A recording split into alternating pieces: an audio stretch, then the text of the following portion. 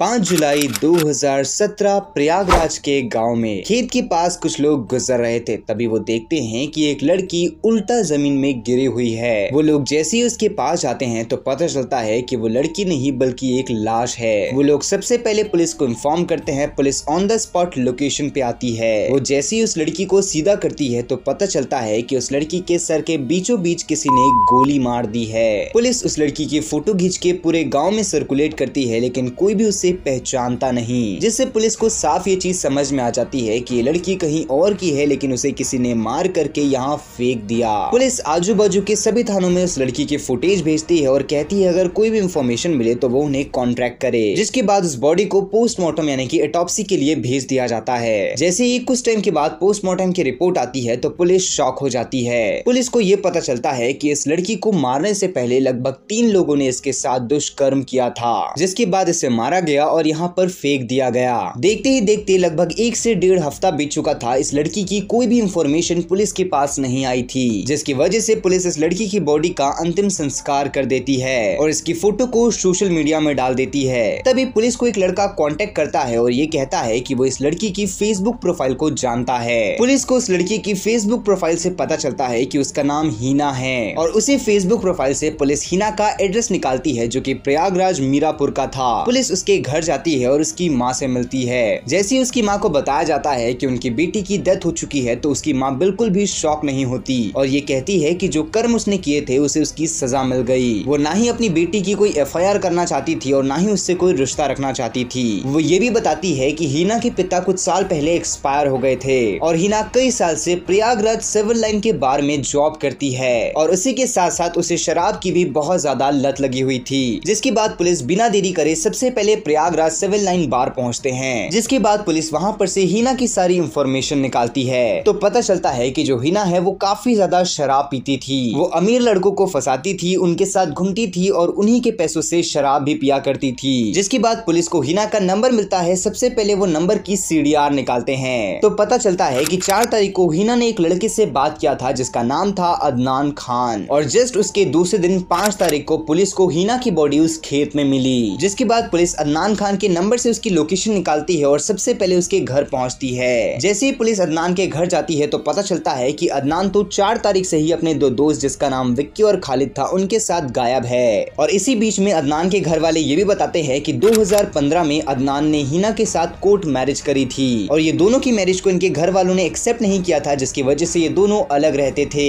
लेकिन कुछ टाइम के बाद इन दोनों के बीच में लड़ाई झगड़े हुए और ये दोनों सेपरेट हो गए और अपने अपने घर रहने लगे। जिसके बाद पुलिस बिना देरी करे सबसे पहले अदनान को ढूंढना शुरू करती है। फिर 29 जुलाई 2018 को पुलिस कहीं और से नहीं बल्कि प्रयागराज से ही अदनान को अरेस्ट कर लेती है। अरेस्ट करने के बाद उसे पुलिस स्टेशन लेकर के आया जाता है और उससे इंटरोगेशन शुरू करी जाती है। वो स्टार्टिंग में तो कुछ नहीं बताता, लेकिन धीरे धीरे अपना सारा सच उगलना शुरू करता है। वो ये बताता है कि वो कई साल पहले हीना से फेसबुक के द्वारा मिला था। जिसके बाद इन दोनों की चैट हुई। हीना ने इसे ये बताया कि वो सिविल लाइन के बार में काम करती है। अदनान अपने कुछ दोस्तों के साथ हमेशा वो सिविल लाइन के बाहर जाया करता था और वहीं पर इन दोनों की दोस्ती बढ़ जाती है। उसके कुछ टाइम के बाद अदनान हीना को प्रपोज करता है और उससे कोर्ट मैरिज कर लेता है। ये दोनों की मैरिज को इनके घर वालों ने एक्सेप्ट नहीं किया था, जिसकी वजह से ये दोनों अलग रहने लगे थे। लेकिन तभी अदनान ये नोटिस करता है कि जो हीना है वो काफी ज्यादा शराब पीती है और उसके कई सारे मेल बेस्ट फ्रेंड्स है जिसके साथ वो अक्सर घुमा करती है। अब ये सारी चीजों से अदनान काफी ज्यादा परेशान होता है और उसके ऊपर रोक टोक लगाने लगता है। लेकिन यहाँ पर जो हीना थी वो उल्टा अदनान से ही लड़ने लगती है और उसकी एक भी बात नहीं मानती।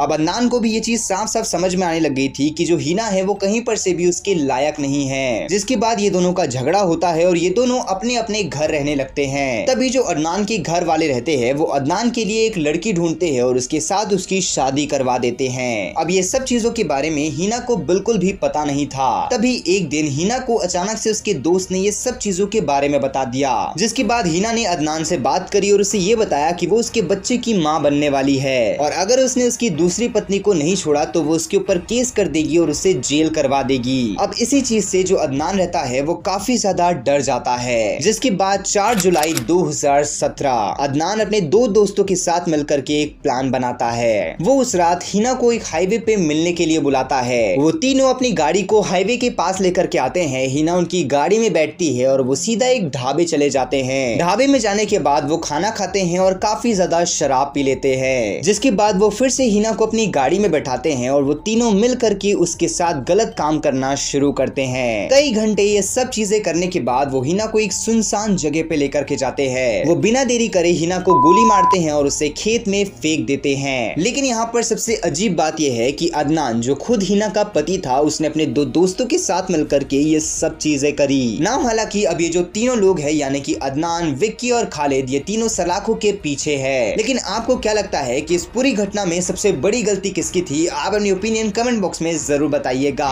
बाकी अगर आप ऐसे ही क्राइम डॉक्यूमेंट्रीज देखना चाहते हैं तो हमारे इस चैनल को सब्सक्राइब करके बेल आइकन कॉल पे सेट करना मत भूलना। मैं मिलता हूँ आप लोगों से नेक्स्ट वीडियो में।